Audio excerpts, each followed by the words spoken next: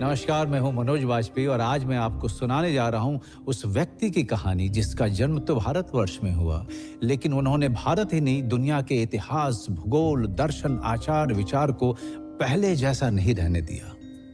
महात्मा बुद्ध ज्ञान और विचार की ऐसी मशाल बन के उभरे कि सिर्फ भारत तक सीमित नहीं रहे। उनके विचार पहले लोगों के लिए जीने का तरीका बना, फिर मत और फिर वो धर्म बनकर दुनिया भर में फैल गया। Extraordinary circumstances which is challenging the society, there comes an extraordinary personality who gives a new direction to the society and history is created. Buddha came at a time when India was facing a lot of challenges.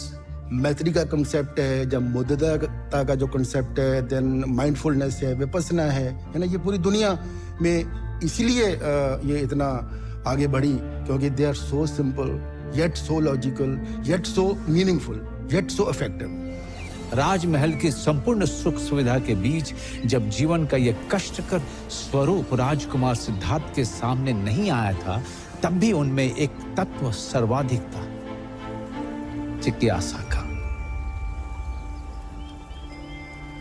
जिज्ञासा सवाल में बदलती है, सवाल तर्क में परिणत होता है, तर्क अपनी कसौटी पर विश्वास को छानता है और उसमें अंधविश्वास को अलग कर देता है। ठीक यहीं पर बालक सिद्धार्थ के बुद्ध बनने का बीज पड़ चुका था। एक आगामी क्रांति की मौन शुरुआत हो चुकी थी। बुद्ध अपने समय के क्रांतिकारी थे और उनकी क्रांति इतनी बड़ी थी कि आज भी वो मनुष्यता को प्रभावित कर रहा है। बुद्धिस्ट फिलॉसफी इतनी लॉजिकल है और इतनी सटीक है, इतनी deep as well as intensive है, जो यूरोप की पोस्ट मॉडर्निज्म है, मॉडर्निज्म है, इनके साथ अगर कुछ मैं कंपेयर करूं तो मुझे नहीं लगता कि वो कहीं टिकती हैं। बुद्ध अपने घर से निकलने के बाद ज्ञान के लिए बहुत भटके, मगर उन्हें ज्ञान मिला भी तो कहां? न काशी में, न प्रयाग में, न राजधानी में, न जंगल में। उस गया में जो जिंदगी नहीं, मृत्यु के संस्कार पिंडदान के शहर के रूप में मशहूर था।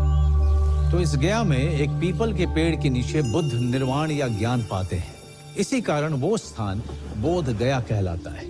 वहां से वो काशी के पास सारनाथ पहुंचे और जहां उन्होंने अपनी पहली शिक्षा दी और धम्म की स्थापना करी। जीवन चला जाता है, उसके निशान शेष रह जाते हैं। बुद्ध के जाने के बाद जो व्यापक रिक्तता या खालीपन पैदा हुआ, उनके फॉलोअरों ने उसे उनके रेलिक्स यानी अवशेषों से भरा। जिन्होंने बुद्ध को रूबरू नहीं देखा था या जिन जगहों पर बुद्ध जा नहीं पाए थे, उन सब के लिए बुद्ध के अवशेष बुद्ध से कम नहीं थे। बुद्ध के 3 तरह के अवशेष मिलते हैं। पहला शारीरिक यानी बॉडीली रेलिक्स, इसमें बुद्ध के शरीर की राख या उनके बचे हुए अंग आते हैं। दूसरा पारिभौगिक यानी कॉन्टैक्ट रेलिक्स और तीसरा उद्देश्य या धम्म रेलिक्स। यहां प्रश्न यह भी उठता है कि जिस बुद्ध ने जीवन भर त्याग किया, राजपाट छोड़ा, परिवार छोड़ा, वे शिष्यों को अपने अवशेषों के संग्रह और उसके दर्शन के बंदोबस्त का निर्देश क्यों दे रहे हैं? असल में यही सवाल हमें भी इस कहानी तक लेके आई है। बात तब की है जब बुद्ध 80 साल के हो चुके थे। वे जीवन भर गतिमान रहे, जड़ नहीं रहे। ऐसे में यह कहां संभव था कि वो बैठे बिठाए महापरिनिर्वाण को प्राप्त होते हैं। दुनिया अभी इससे अनजान थी, पर उन्हें यह मालूम था कि ये उनके जीवन की आखिरी यात्रा है। आनंद का रोल बुद्ध के जीवन में, उनके जीवन के आखिरी क्षणों में बहुत महत्वपूर्ण हो जाता है। उनकी लास्ट जर्नी में उनका मेंशन आता है बहुत प्रोमिनेंटली, और वो इस कॉन्टेक्स्ट में भी आता है कि वो सबसे आखिरी उनके बुद्ध के शिष्य थे जिन्होंने अरहतशिप, जिनको एनलाइटनमेंट प्राप्त हुआ था। आनंद और भगवान का संबंध कैसा है? उपस्थाक यानी पर्सनल अटेंडेंट। तो एक दिन भगवान ने कहा कि अब मेरी आयु हो गई है, मैं 60 वर्ष का हो रहा हूं, अब मुझे कोई उपस्थाक दिया जाना चाहिए जो निरंतर मेरे साथ रहे। एक एक कर सभी भिक्षु खड़े होते हैं और कहते, भगवान मैं आपका उपस्थाक बनूंगा। सिर्फ एक व्यक्ति खड़ा नहीं होता है जिसका नाम है आनंद।